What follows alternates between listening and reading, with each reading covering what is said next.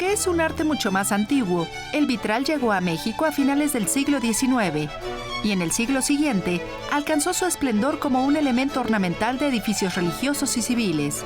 De las figuras que simbolizaban temas religiosos, las temáticas evolucionaron hasta lograr un estilo inconfundible, aún más allá de la capital, y hasta mediar el siglo XX. El plafón del Gran Hotel de la Ciudad de México tiene uno de los vitrales más grandes de su tipo. Durante varias épocas, el gusto por decorar con este arte abundó en la capital. El gusto por decorar con vitrales comenzó a finales del Porfiriato. ¿Se deberá a la infraestructura conmemorativa que se construyó entonces? Pues sí tiene que ver. Realmente el auge de los vitrales conmemorativos sí tiene que ver con el centenario que se iba a festejar y con ese auge mercantil y financiero de finales del siglo XIX. El auge realmente empieza al finales del románico, que es a finales del siglo XII. Con la arquitectura gótica es donde los vitrales empiezan a alcanzar su gran esplendor y su tiempo de auge es hasta el siglo XVI. El centro mercantil cerró en 1958 y durante 10 años permaneció abandonado, hasta que reabrió en 1968 como hotel. Desde entonces ha sufrido varias modificaciones. Al crearse el Gran Hotel de la Ciudad de México, se conservaron varios elementos originales, como el enorme plafón del vestíbulo, que fue colocado durante los primeros años del siglo pasado. Diseñado por Jacques Gruber, es una obra maestra del Art Nouveau, con complejos símbolos naturales y cromáticos. El vitral es el corazón de otros ricos elementos de ornamentación, como el herraje y los barandales, en donde se pueden apreciar las siglas del primer establecimiento y de su propietario, así como los vetustos elevadores. Las jaulas del vestíbulo recuerdan los tiempos del almacén, y la cortina de cristal en la parte baja es de creación muy reciente, cuando el Gran Hotel adquirió su apariencia actual.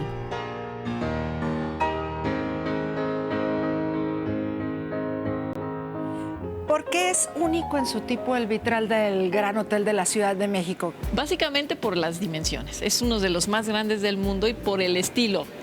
Todo el estilo geométrico y el estilo que tiene es muy representativo y por eso es muy importante.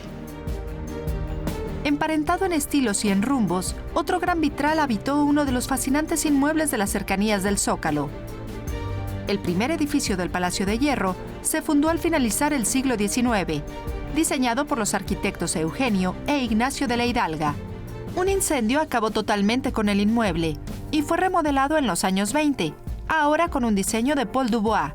El vitral emplomado del techo es obra de Jacques Gruber. ¿Cuáles serían los vitrales más antiguos de la Ciudad de México? Pues se conoce que son los del San Ildefonso. Esos vitrales son de finales del 19. Esos se consideran los más antiguos aquí en México y son de la Casa Settler. El vitral del antiguo Colegio de San Ildefonso se encuentra en una de sus escalinatas, donde previamente estuvo un mural del pintor romántico Juan Cordero.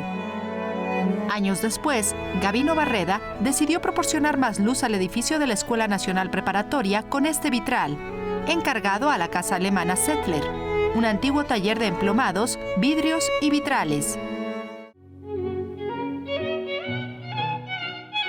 A partir del Porfiriato, el arte del vitral alcanzó la inspiración de artistas de distintos estilos. Luego del tema religioso, surgió la abstracción de las formas. El patio central del Palacio Postal tiene un techo de cristal traslúcido que diseñó Adamo Boari. El arquitecto pensaba que el techo dejara entrar la luz para que se entablara un juego cromático con la arquitectura del edificio, los barandales y el conjunto ornamental. Aquí ya está implementado el principio funcional de los vitrales, que no solo sirven de adorno. Y hablando de las casas importadoras, ¿cuáles eran las más importantes y de cuáles se conservan algunos ejemplos? Bueno, las más importantes y que más se mencionan y que se encuentran aquí en México es la Casa Settler, que es alemana, y esa casa tiene son 5 generaciones casi. Esa empezó a finales del siglo XVI y es a través de las generaciones que esa tradición, que es muy artesanal, se va pasando de generación en generación. Bueno, la que hizo que es una casa que se llama Nancy, está la que hizo los vitrales del Castillo de Chapultepec, del Alcázar, que es Chapin Files, es otra casa. Esas son las más representativas. En el Alcázar del Castillo de Chapultepec, uno de sus habitantes más ilustres encargó a París varios vitrales que llevaran su elegancia al espacio doméstico del presidente. Se trata de una serie de vitrales protagonizados por figuras mitológicas que encarnaban las virtudes femeninas de la época. Pomona, patrona de las cosechas. Flora, la hermosa protectora de las flores y la primavera. Hebe, portadora de la fuente de la eterna juventud. Diana, patrona de la fertilidad y el nacimiento. Y Ceres, responsable de la agricultura y el amor materno.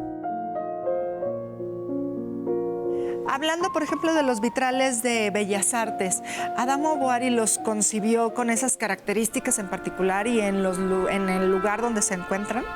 Sí, yo creo que una de las características que tiene el vitral es que se tiene que concebir en función de la arquitectura, porque va adosado a la arquitectura, al igual que la pintura mural, es un elemento más de la arquitectura. Entonces, desde el diseño del edificio y del inmueble, ya tiene que estarse integrando el vitral, porque es parte de la arquitectura. El talento de Adamo Boari pasó del Palacio Postal al Palacio de Bellas Artes. Para el teatro, el arquitecto italiano diseñó una estructura donde hubiera un plafón y un telón también de cristal. El telón vitral es movible y tiene muchas piezas de vidrio. Fue diseñado por Harvey Stoner a partir de la idea general de Boari y representa el paisaje del Valle de México. A partir del proyecto general, el húngaro Gesa Marotti se encargó del emblemático plafón con vidrios opacos que reflejan una luz ambarina. Apolo y las musas es una alegoría del teatro como arte supremo y de la inspiración. Tanto este plafón como su telón, impulsado por complejos mecanismos, son tal vez la cúspide del arte del vitral. ¿Cuáles serían los temas que se manejan en los vitrales de la Ciudad de México? Pues es que son varias temáticas. O sea, los que sigue habiendo y son muy importantes son todos los temas religiosos, que son pasajes bíblicos. O sea, eso sigue siendo porque son parte de la liturgia de la iglesia. O sea, es parte de no son decorativos. Tenemos otro tipo de representaciones, que es todo esto que vino con el auge del porfiriato, que es todos estos temas geométricos, florales, el Art Nouveau. O sea, ese tipo de representaciones. Tenemos las representaciones nacionalistas, que empieza a ver también con también pintores reconocidos mexicanos que empiezan a plasmar en vitral esos temas que no se habían hecho antes. También tenemos temas alegóricos, como el caso de San Ildefonso, y también la parte de abstracta, que es... O sea, que sí, es una simbología abstracta, pero sí tienen un sentido y un significado. El edificio de la Secretaría de Salud fue obra de Carlos Obregón Santacilia e inaugurado por Emilio Portes Gil en 1929. Para decorar algunos rincones del ambicioso conjunto arquitectónico, se invitó a Diego Rivera. Además de sus murales, en este edificio se conservan 4 vitrales, los únicos que diseñó el maestro guanajuatense. Cada uno es dedicado a los elementos de la naturaleza, que se confunden con la idea del progreso y el proletariado oprimido.